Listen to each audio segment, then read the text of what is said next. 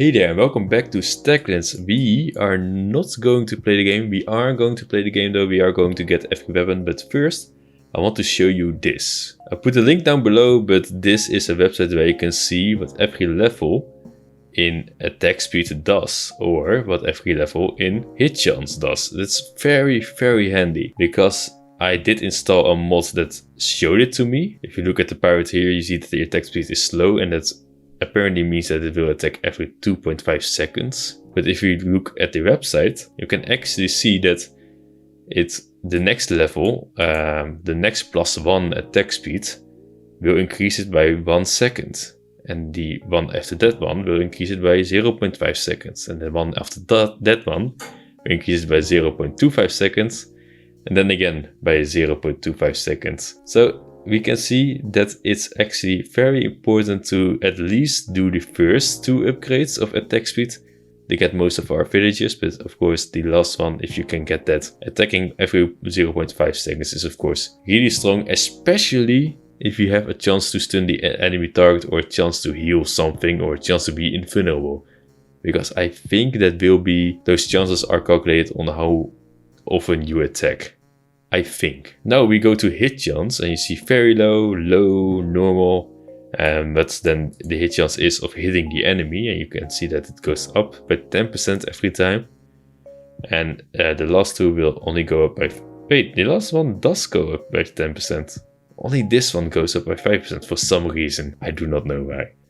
But it's very handy to see that it actually doesn't really matter how much you increase it. To increase this is just always a good thing, almost always, because high to very high is not a very high priority. A normal villager, and also I'm looking at the pirates, but if you look at the normal villager, let's take off these things from you. You see it's the same thing as a friendly pirate, and the hit chance here is normal, actually. Nice. Now let's go to damage, and I think this one was one of the most straightforward ones in the game, because I think every +1 damage just does 1 extra damage for every attack.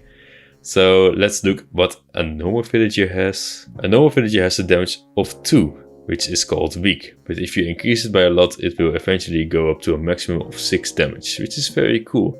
But it also means that adding more attack damage won't do anything, because the maximum is 6. So if you have +4 attack damage, because of course it goes to weak, and then +1, +2, +3, +4, it will do 6 damage for every attack, which is pretty strong. But the first ones are again the most important, because 4 or 3 compared to 2 is a lot more than 6 compared to 5. Now the last very important stat, the defense stat. This one was actually for me the most interesting one, because you can see that when it's very weak, you block no damage for every attack. That's apparently how defense works. It just tells you how much damage it blocks by every enemy attack.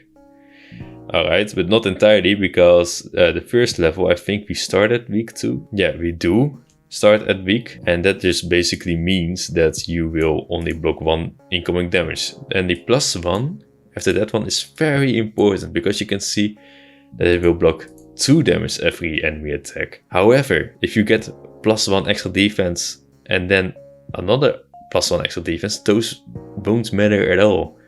So if you want the best defense, you have to immediately get to extremely strong, which is kind of a weird system, because you start at weak, then the first +1 defense is very good, but then it doesn't matter until you add 3 defense. Well, that's, someone told me that has something to do with how they program this game, but yeah, you see it actually won't matter. So you actually just want +4 defense or just a +1 defense. So that's how it actually works. And then if you look at our pirates, if you give it a golden chestplate, which gives it +3 defense, and give the pirate head, which gives it +1 defense, you are already at the maximum defense that you can get. Extremely strong, you see there. So that's why I think if you have a head that gives you 1 extra defense, I think the golden chestplate is actually better than a chainmail chestplate, because it will block 1 extra damage every incoming attack. Chainmail chestplate gives you +5 health. I'm not sure if ignoring that 1 damage every time will ignore will equal 5 health. But I do think that the 10% chance to stun the target that goes on top of this golden chestplate will put it over if it's, of course, together with something that gives you another extra defense. But that was me talking about the combat system a little bit, not about the combat system, but actually about the combat stats. So now we know what's actually good in this game. We have a more precise way to look at it. You can also open the link in this description down below to look with me. But that was it for this episode.